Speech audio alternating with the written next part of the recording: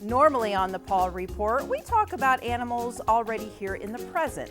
But on this episode, we take a small step back and look at that amazing event called birth. Maybe at home you have livestock. When birthing season rolls around, you get a little nervous. On this episode of the Paul Report, we're joined by Dr. Ed Garrett to talk about the birthing process and when you should intervene.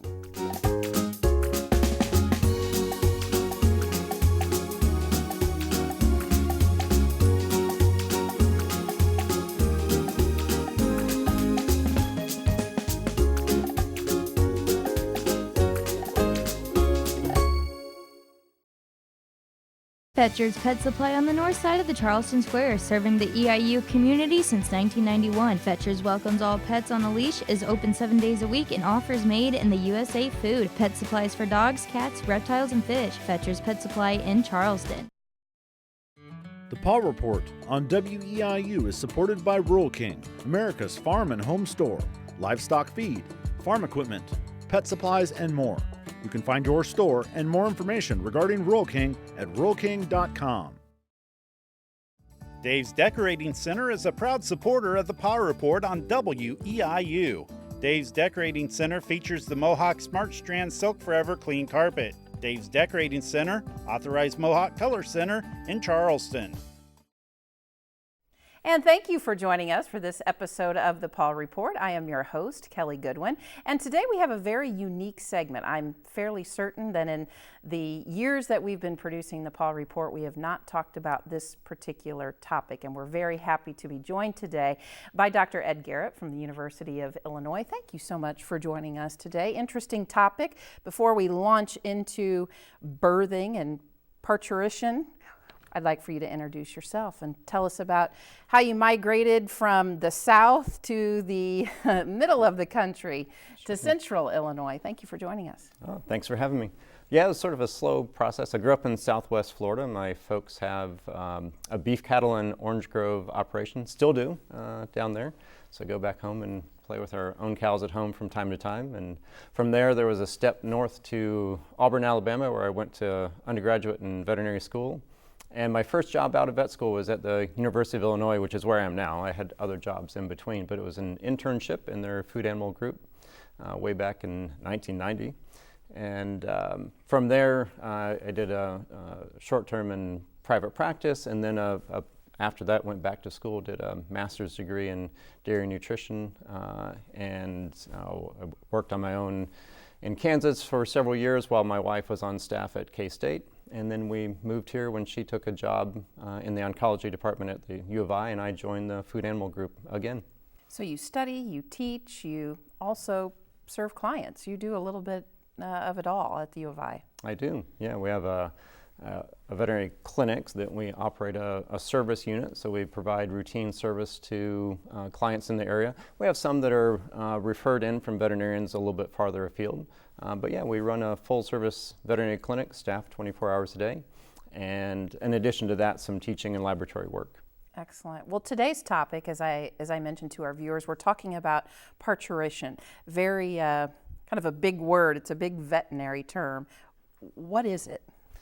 It's the term we use for encompassing all different animals that give birth, right? So if you're talking about cows, it would be calving. If it's horses, it'd be foaling, lambs, lambing, goats, kidding. So rather than having to say all those different words, we'll just use the generic term of parturition. It's sort of a veterinary term. We don't really use it out on the farms, to tell you the truth. It'd be birthing or lambing, kidding, calving. But in our veterinary circles, we use the term parturition to cover everything generically. Now, March through May is typically the birthing season. Why is it that those particular months, that's when you see the most of the birthing process?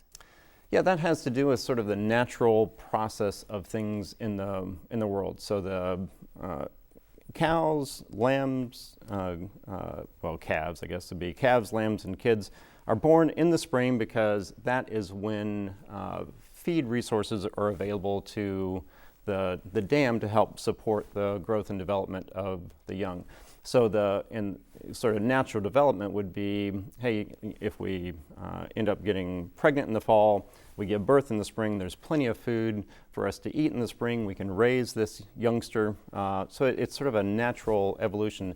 Get to the goats and the lambs, or the goats and ewes, they are seasonal breeders, so they only will really breed effectively in the fall. Cows can breed year-round, but they tend to end up calving in the spring left to their own devices, right? But you can breed them out of season, but ewes and does tend to breed only in the fall.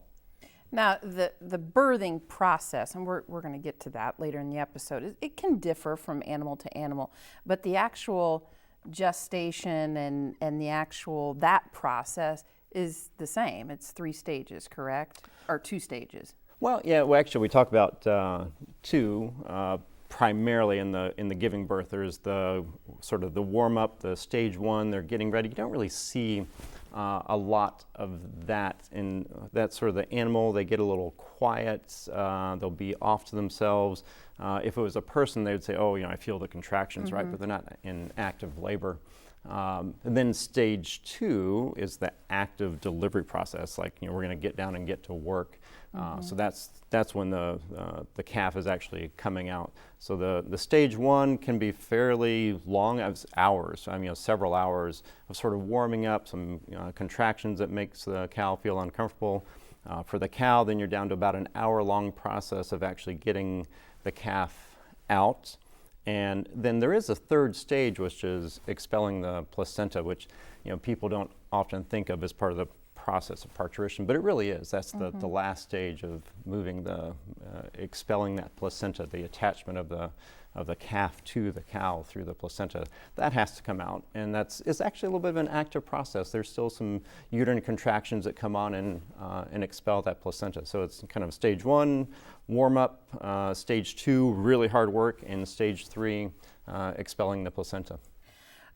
You mentioned cattle just now, and you talked about kind of the signs, but it is different from animal to animal to animal. We were talking briefly before our interview. It's different for pigs, it's different for horses, it's different for cattle, it's different for lambs. Expand a little bit more on cattle, because that's probably the most that we would see on our local farms, and then we'll kind of branch into some of the other animals as well. All right, yeah. So the what's going to happen in the process itself. So again, we'll have the warm-up. Let's just say maybe even miss the warm-up. That's a really subtle thing to identify. But the cow may be off by herself, restless, up and down. A real good sign for these cows in the stage 1 would be they'll back off on feed. Like, oh, the cow is eating on a pretty steady basis now. If she has the opportunity to move away, she will move away from the other animals. And also you'll notice that hey, if she ate everything I gave her until last night, she really didn't eat much, she may be going into labor today. All right. So then the next thing, when they actually go into the active labor process, the first big sign is, if you will, the water breaking. And if you look inside the way the calf is sort of enshrined inside the cow, there are 2 big water sacs, if you will. There's one that's the chorioallantois. It's this gigantic sac of water that surrounds the fetus. And then there's a smaller one that's immediately around the fetus, which would be the amniotic sac. All right, so when we say the water breaks, that's the start of active labor. So if we want to separate stage 1 and stage 2, it's the water breaking. So there's this big gush of fluid. And gallons, right? It's just whoosh. All right, so that's the chorioallantois emptying out. So that means that the calf, with the uterine contractions, has been moved up into the birth canal and is being sort of forced through. And so you've got this water sac, this somewhat tightly distended sac full of fluid. It's not water, but fluid. It's being pushed into the birth canal by these uterine contractions. And the uterus is really quite strong, right? So it's going to squeeze this big calf up into the pelvic inlet. The first thing that's going to come through is the water sac, and that's great because it's sort of this kind of a hydraulic expander, right? Because the birth canal hasn't had this giant thing ever go through it if it's a heifer, or hasn't gone through it for a while if it's a primiparous or a multiparous cow. So anyway, you get this relatively soft fluid bag that'll come through and sort of spread everything open, right? So it's sort of paving the way, if you will. So all right, let's stretch everything out and get ready for this great big thing that's coming behind That's coming. Yeah, right. So it's sort of like the hydraulic ram. We're just going to spread everything and stretch it nice and gently and make room for the calf to come. So you'll see this chorioallantosis will come up, get pushed in there really tight and start stretching things, and eventually it's going to rupture, right?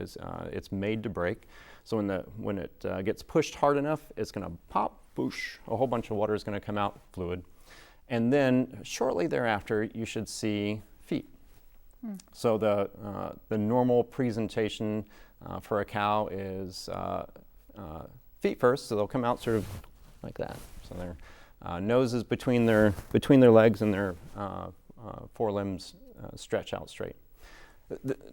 I will say that is normal. They can come backwards also, so would you call that a posterior presentation? It's not breech. Breech is if all you have is a butt, but a posterior presentation can be back feet, so you have feet and a tail, and that's fine. That works, but the classic, the normal, is to have front feet and the nose. So what you'll see first is the feet coming through, and if you're there early, you may see the amniotic sac first. So that, again, we have two water bags, the great big chorioallantosis, and then right immediately around the fetus is the amnion. So when you first see the feet, they still may be inside the amniotic sac. So see amniotic sac and feet. That amniotic sac, just like the chorioallantosis, will rupture as the calf gets pushed through it. So usually by the time we see them, it's just feet. They've already ruptured the amnion. Anyway, so you see feet. And then as the contractions continue, then a head will appear. And that's the hard part. If you get through feet and head, then you're most of the way there. The calf is probably going to come right on out after that. So the head is pretty big. Things have to stretch. You have some soft tissue restrictions that may hold the head back a little bit. The other one is actually just a little bit before head, if you will, but shoulders. By the time you get as you're getting the feet in, right, the shoulders have to engage in the confines of the birth canal. Right, so if it's a big, thick calf, those shoulders might be kind of tight, right? So it might take the cow a little bit of work to get those shoulders through, or if they're really big, they may not come through. They may need some assistance. But anyways, if you get the shoulders through, and if you get out onto the leg a fair ways, the shoulders are through, right? So you're past that. Then the next big step is the head. If you can get the head through the soft tissue part, the head's never too big to get into the birth canal. It's just sometimes a little too big to come through the soft tissue structures of the back. So you might have to have a little time for those to stretch, right? So we'll say feet, then head. Once that's out, you're past the shoulders. Hips can be the next hang up. Sometimes the hips are a little wide. They may have a little trouble getting through the bony part of the pelvis. And then once those are through, boom, the calf is just out in a flash after that. But not always is it that easy. You can experience problems. Yes. And I guess that might lead into my next question is when would a farmer have to call, or somebody that needs vet assistance for something like that? Right. So some of that depends on experience and comfort level. So I guess knowing when to check is probably the first step in that process. So we say we have this normal process of feet, head, hips coming through, right? That whole process should take, say, about an hour, maybe an hour and a half at the most, something like that. And that would even be towards a slow end for some. Some of these cows, they may have a calf out in 30, 40 minutes, right? But if we say up to hour and a half, fine. That's how long the whole process should take. But you don't want to say, hey, look, I'm going to wait an entire hour and a half to see if this cow has trouble. Really what we want to say is, we know the cow has these sort of, this progress through the birthing process, right? And we're going to see feet, then head, then hips. So it's about 30 minutes for each of those sort of big pieces to show up, right? So if we say water breaks, well, 30 minutes later, we should easily have feet and a nose. 30 minutes later, we should have the head out. 30 minutes later, the hip should be through, something like that. So every 30 minutes there should be another big piece of the calf that has sort of made its way to the outside world. So if you notice the onset of this birthing process, the parturition, you just sort of check your watch, all right? You know, this cow, she's laying down pushing. I don't see anything yet. That's fine. You come back in 30 minutes. If there's a head out, great. Just keep checking. If you come back 30 minutes later and she looks exactly the way she did 30 minutes ago, then it's all right. This cow is not proceeding as quickly as she should. If you know the cow, maybe you're a little patient, but really at that point I'd say this is the time to check. Now, do you have to do anything dramatic? Maybe not, right? But you should at least check and make sure everything is the way it should be. So you'd say, hey, do we have feet and a head, right? If the pieces and parts are there, things are lined up, it's all right.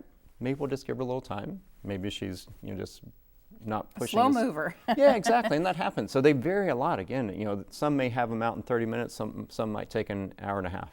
And so long as you think everything is lined up and you think, all right, it's not a really big calf and things are lined up, let the cow do what she's going to do. We don't want to intervene unnecessarily, but we don't want to wait a long time and miss an opportunity to have a live calf, right? So let's say at 30 minutes you go in there, you see the cow, she lays down, she starts the calving process. 30 minutes later you think, oh, she's really not made any progress. You go in there may be a leg back, a head back, there may be an abnormal position that it may be a simple, oh, let me just get that leg up, everything's great after that. It can be a relatively simple fix. Or you may reach in there and say, wow, this calf is much bigger than we expected. This calf may not be able to come out on its own without some assistance. So let's just go ahead and, help this cow out, and we'll get this calf out in a timely manner and increase its chances of survival. You did bring some items with you that I think are worth discussing. We'll start with the big one because we're talking about the actual. Sure. Well, actually, you know what? Let's start with the kit maybe that people can have at home. Sure. If they know that they're going to be experiencing a birth. Just some items that you maybe assist people with to say, hey, you might want to keep this on hand if you're getting ready for this process. What did you bring with you today? All right.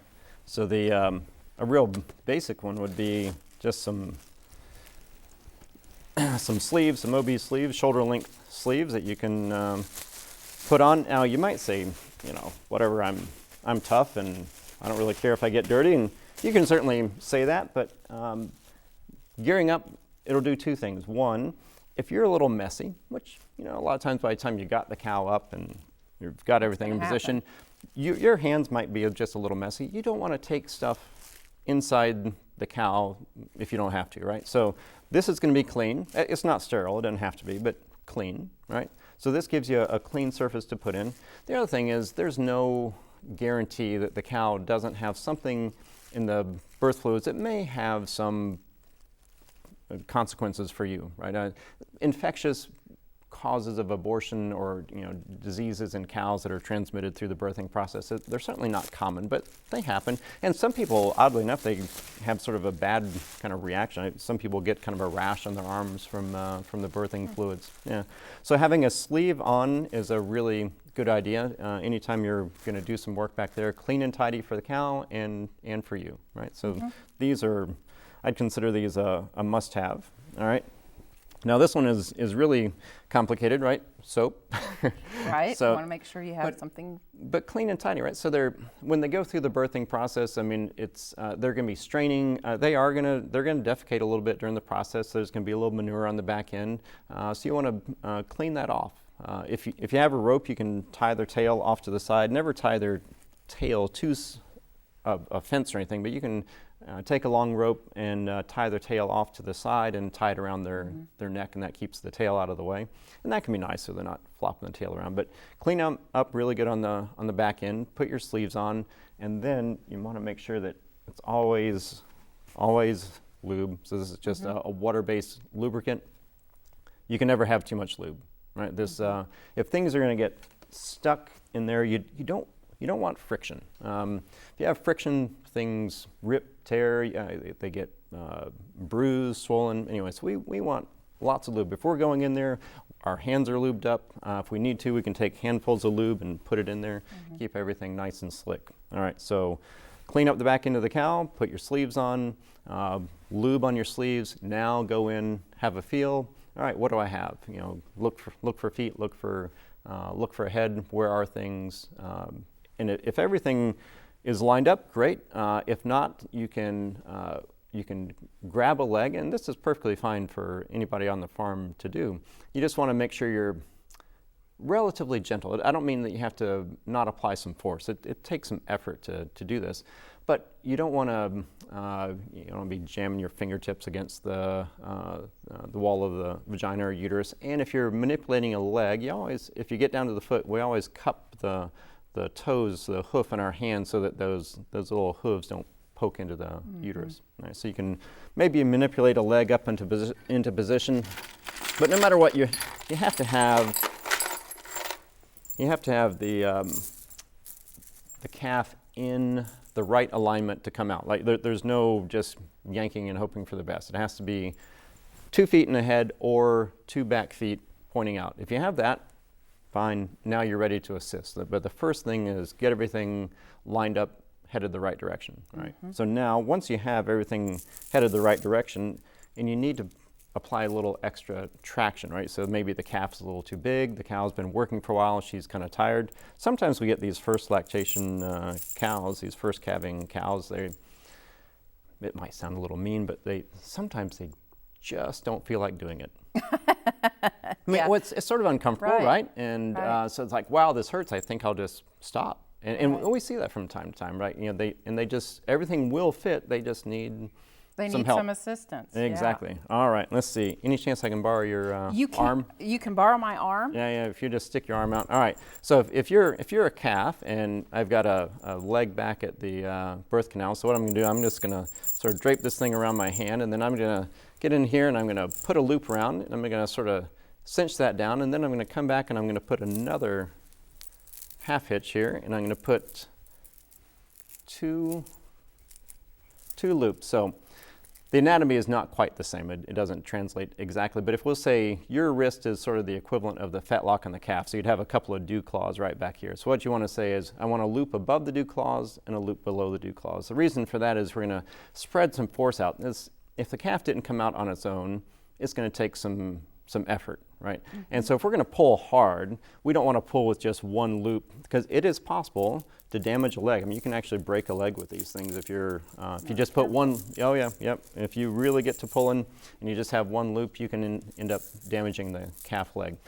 It doesn't mean that can't be fixed later, right? But we don't want to do damage if we can avoid it, right? So always 2 loops, one above the dew claw, one below, and you put a chain on each leg. So now you've got 2 chains. And once you have, I guess I can keep that. Yeah, you can lay that out. We do have just a couple of minutes left, so I want to make sure that we get through all of the goodies that you brought here today. Okay. So anyway, then you attach a handle and you can pull. Pull. Yep. And if it takes more than what you can do by just pulling, then we can hook up a calf jack. So the chains that were attached to the cow would end up being hooked onto that, and then so that's going to the calf, and then that'll just ratchet back. So there'll be a chain on each leg, right, and one going to one side of the jack and one to the other. And we can use the calf puller or the calf jack to apply some additional force that may be a little more than one person could do. But oftentimes there's a limited labor force available to do these, right? So this is like an extra 2 people.